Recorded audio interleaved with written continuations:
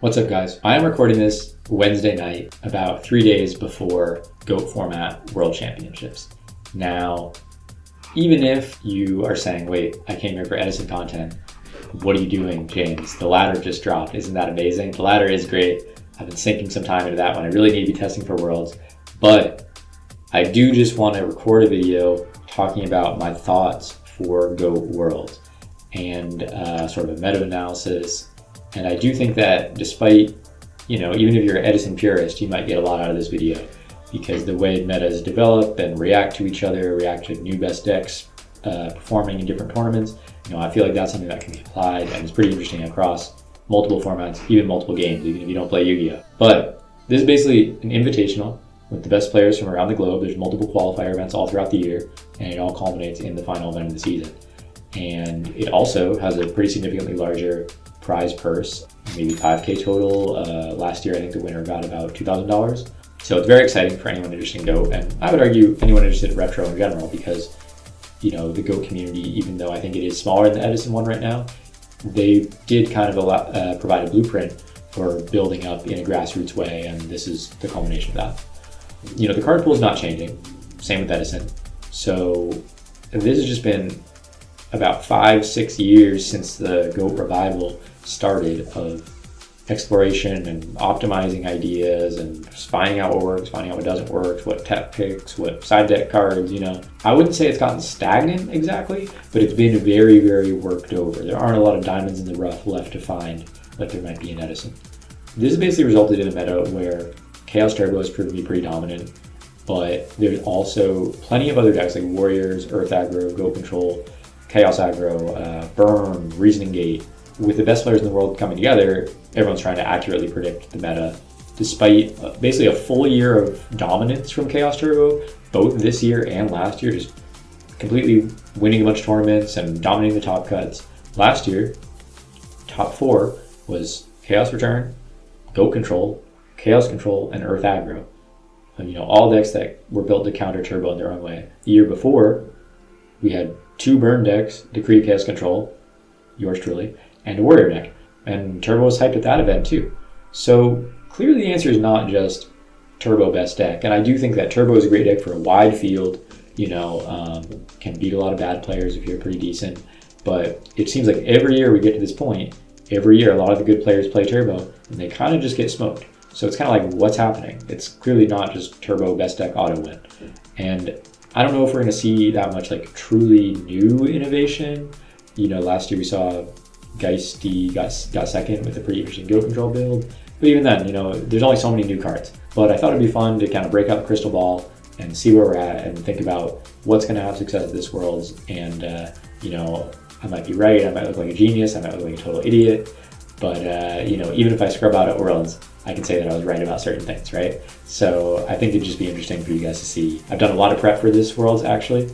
And it'd be interesting to see my thought process and just my understanding of the meta in general, because in all honesty, I think I might go full Edison after this one. This is kind of like the last ride, and I think a lot of GOAT players kind of feel that way. This is like the culmination.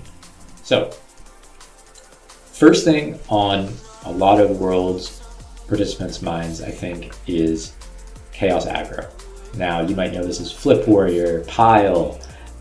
This is a deck that basically could be ripped straight from a 2005 Locals. It's usually a mishmash of Warrior cards, Zaborgs, main deck Minecons, coupled with stun traps like Dust Shoot and Solemn. It takes a lot of the strengths of a regular Warrior deck that would typically play no flips and seek to blank knock, but have kind of a similar trap lineup. And you combine it with the Flip Engine, you cut some of the Warriors that have proven to be kind of ineffective, like the multiple Blade Knights, multiple Kaikus, and basically you just have an all-out assault on Chaos Turbo and a very fast-paced deck in general. If Chaos Turbo's game plan, trying to set a powerful flip monster every turn until they can gain a bunch of resources and explode, then one of the best ways to beat them is just to backfoot them early by removing their set monsters and pressing for damage. So really you're trying to draw some combination consecutively of Nobleman, Minecon, Road to Exile, Premature Call to Exile, Zaborg, Dust Shoot, and you do that quick enough and you can remove all their threats. Maybe they whiff on a couple draws and then you've just left them with a lot of low value cards like Thunder Dragon.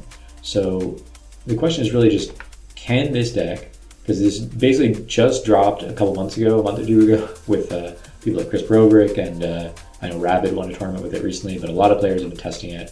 And I just know that it's new, you know? So not so much that a lot of people are going to play it. I don't know if that's going to be the case. Turbo and Warrior have been standardized and playing similar lists for the past year and a half, 2 years maybe. And but this is something new that people have to prepare for and adjust for. So it's not like they're going to bring the same deck that they were playing the past 6 months, probably. So can Chaos Aggro counter Turbo consistently enough? Can they pull off that game plan? And first of all, it works a lot better if you win the roll. If you're resolving your spy and then can exile them turn 2, you know, exile is always better if you have a monster on board already. So going second, I think you'll be an even greater combination of these cards, and also your dust shoots are not going to be so good. So I think it's a kind of like hopeful game plan to think that you're just always going to be able to stun out Turbo. And in my personal testing, being on both sides of it, I've tested a lot of different, you know, anti-Turbo decks seeking to do a game plan similar to this. And but then also playing Turbo, I've played against a lot of decks that really just maxed out trying to counter me. And I think Turbo can just high roll you consistent enough amount of time that it's hard to feel like it's truly a favored matchup. Hard to say like where this ends up. I do think if Turbo players have not adjusted at all and are not aware of this deck, they may just get run over because the combination of flips and warrior monsters, you don't always know how to side correctly, and it can be really, really dangerous. Given it's a new deck on the block, I do predict some players that have had success with like flipped warrior decks in the past maybe aren't as comfortable with other decks. I expect them to give this a go, maybe end up on it for the tournament.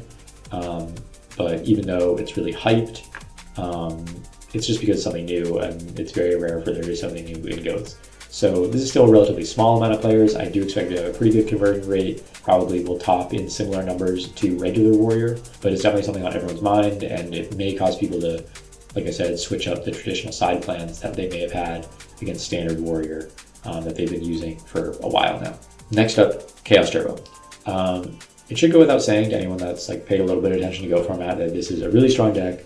When it gets its advantage train rolling, card D, Knight of Sail, and you know, Graceful, Thunder Dragon, you find Faith, and you find your dust shoots, you find whatever. You find Storm that much quicker, BLS. It just seems like kind of unbeatable. It's kind of invalidated a lot of tier 2 and below decks because it's just really strong and fast and versatile. But there are definitely exploits, as I kind of mentioned. Those like anti-flip decks can place a lot of pressure on you early, and you can just easily find yourself with a bunch of kind of inactive cards and not being able to do much while you just get beat down. For all intents and purposes, like a lot of those aggro decks can function kind of similarly. I'm going to talk about Warrior in a moment, but I would almost lump Warrior and those kind of Chaos aggro decks together. But expect a lot of hate for Turbo. You're going to have a kind of target on your back, main deck mind cons, you know, dust shoots, and also you just have a kind of predictable deck, you know.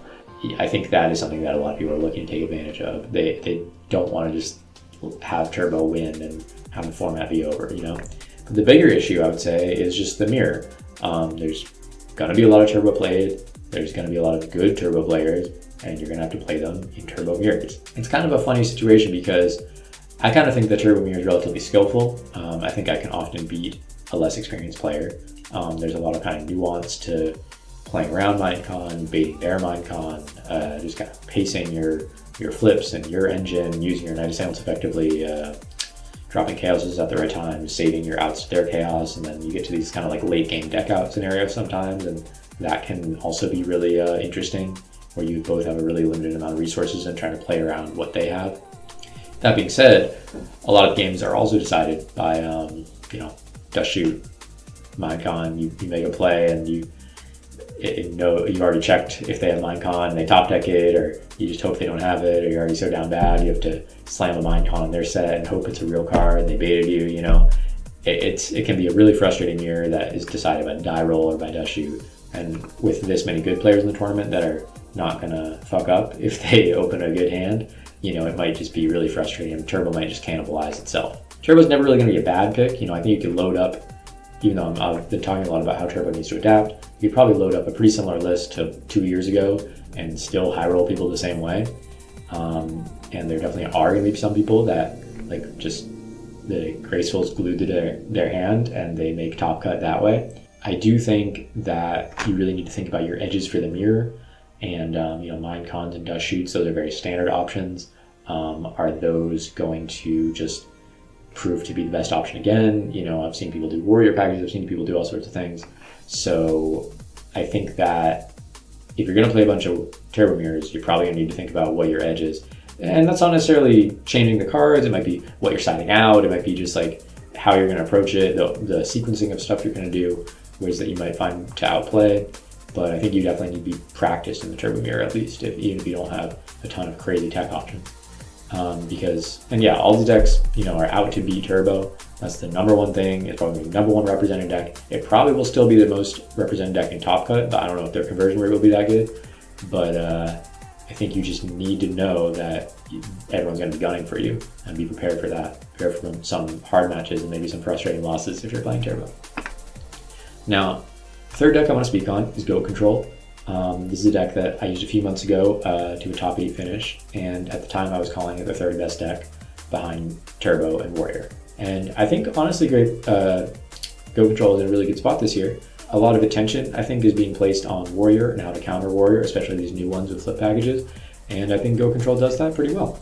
Weirdly, a lot of the Goat Control decks and the Chaos Aggro pile decks don't always even have that different monster lineups. Some of them have small Warrior packages, some of them have Zaborgs. People are kind of working towards the same goal of having a lot of kind of good stuff, strong normal summons, Reaper, stuff like that can pressure Chaos Turbo and just be good standalone cards, and then having this other engine that can, seal the deal. And so the question is really just like, is Heavy Trap with a maybe larger Warrior engine better, or is the Goat meta package better? And you could kind of just boil it down to like traps, like Solemn and Trap Dust Shoot are better against Chaos Turbo, but Goat and meta are definitely better against Warrior and against a lot of other rogue decks too, I would say. So I think this deck actually has a good chance to do well and make deep runs. Also because a lot of people that play it are kind of like devoted to it, put in the time. They're pretty skilled with it, so they go hard. And I could totally see a few of those guys making deep runs, and I think Goat Control is kind of a sneaky good meta call for this event. Now, briefly, I'll touch on everything else. Those are probably the most hyped and kind of interesting decks to talk about, I think. But I want to say Burn, I think kind of sucks. I think it's kind of a nuke killer deck. I think a lot of players have figured it out with their side plans and just technical play. It is still, a scary deck. They can sack you, and it requires you to kind of have good technical play and know the nuances of the matchup specifically to be able to beat. But I think that'll be much harder to perform consistently against this level of player. Not many even qualified, and I do not really think any will even make top 32.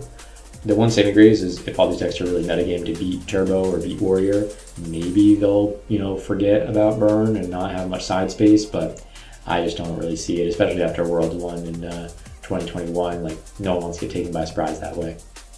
If they do top, maybe you could see something like a different from the traditional kind of like Panda, Ojama lock. Maybe like an Earth Aggro Burn, like a Lockdown Burn, Cat Burn, maybe has a better position, but some conversion strategies, maybe siding into Burn or siding out of Burn into something else.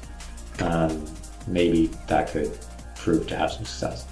Reasoning Gate, same thing as Burn, honestly, like really low representation. Probably would say I don't expect any to make top 32. Maybe one better deck than Burn, at least the Panda Burn that I'm talking about. But I think in order to do well with Reasoning Gate in this type of tournament, you actually have to be a really exceptional player and have a good side plan and just like really know what you're doing, because you're going to face a lot of like just tough situations, and a lot of times you kind of have to crunch numbers in your head and just play well over 2 days is going to be really difficult. So if you're that good, you might just take your talents elsewhere and probably have a better result where you don't just lose to breaking. Lastly, maybe standard Warrior without the flip stuff. I think this might be in a weirdly good spot too. A lot of people are maybe putting in the mind cons because they're thinking, oh, it's good against flip Warrior, it's good against Turbo. The main deck it, if you're just playing regular Warrior with blanking knock, blanking mind con, just pure aggro mode, that might be in a good spot, and people might side for you as if you're on some kind of pile or as if you're going to board in flips as well. That could also catch them by surprise. That being said, there's a reason that the pile deck has been doing really well, because it has kind of a more multi-layered game plan. Regular warrior always kind of have this problem where if they get up on you, they summon a Sork, or storm your back row, or just get advantage in any type of way. What are you going to do? You're just going to set your Blade Knights, set your Chaos Sorcerers. The flip decks, I think, have a little more game there and can stall out, and they're just less predictable. And I would say they're probably going to be more warrior than the flip warrior decks, but I think they'll probably convert about the same, have equal-ish numbers in top 32. But I wouldn't really sleep on this, warrior with one faith, those kind of decks are pretty good. And I think they'll always have a chance to do well. So that about sums it up for the decks themselves, and just a couple of quick hit predictions of maybe cards or individual things. I've been talking about it throughout. I think Solemn Judgment is a pretty defining card, at least right now, and it has kind of gotten to the point that maybe the best way to counter Solemn is just to play them yourself. You want to be on the winning end of a Solemn War if you can help it. And that's how I see a lot of games being decided nowadays, just like watching Ladder or something. Honestly, I'm going to put a number on it, and I'm going to say more than 50 Solemns in top 32. That's like 2 or 3 per deck, accounting for a few other decks that are going to slide in there. But I really think there's going to be a lot of Solemns. I might even say 60, but I'm going to say 50, be conservative, and we'll see about that. I'm also going to say the GOAT meta side plan in Turbo. I've been seeing that be really popular in some tournaments recently, and people think of it as a good way to counter the kind of warrior side plans where they were siding into spies, they were siding into Mobius, and this can kind of handle all that, as well as honestly having some more removal for the powerful flip effects that they might have in the more flip heavy versions.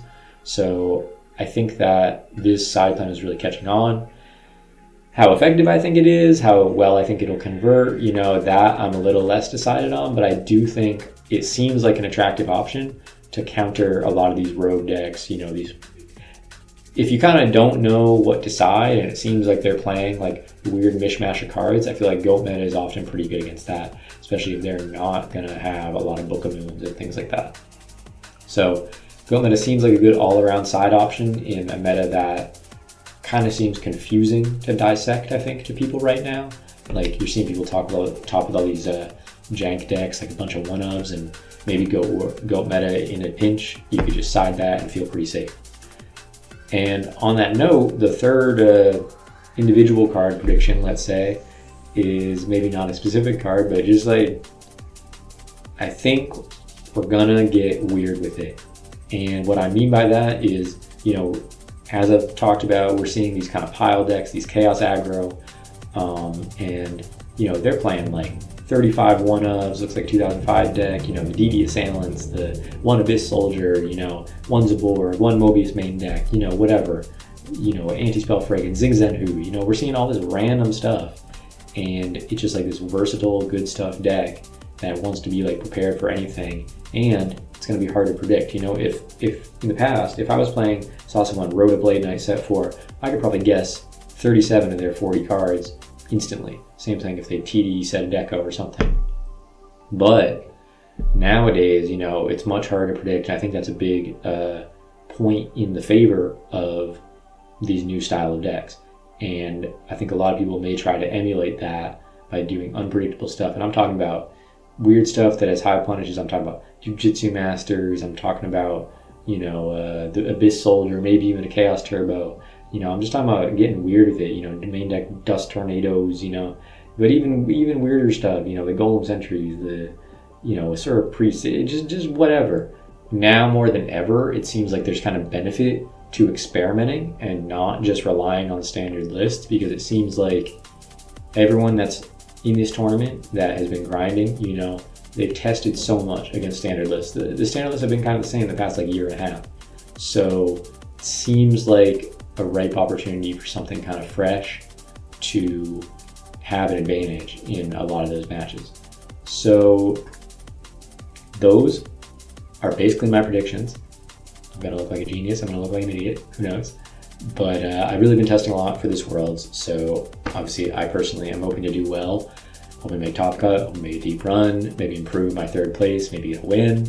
We'll see. Hope you guys will watch the stream. I hope you guys could get something from this video, even if you maybe are not a GOAT player or not heavily invested, because as you can see, I really do this is all the thought process I have when I'm building my decks, when I'm building my side deck, when I'm thinking about how I want to side, when I'm thinking about, just common matchups I might play. So really a lot goes in to prepping for a tournament like this, and this is probably some of the most prep I've done for an individual tournament in quite a while. I hope you guys can just appreciate that, and just on a kind of metagaming sense, whether you can apply this to Edison format or beyond, it is a pretty interesting thing to think about in these kind of like closed metas. So I'll see you guys on Saturday. Check out the stream, goformat.com with JDZ, love that guy. But comment below, am I right? Am I crazy? Am I going to scrub? Am I going to win? Who knows? What are you going to see at Worlds? What are you looking for? What are you excited about? What do you think has sneaky potential to perform? All that stuff. Hit the bell, hit the subscribe, hit the thumbs up. But thank you guys if you got through the video, and appreciate you all, and wish me luck.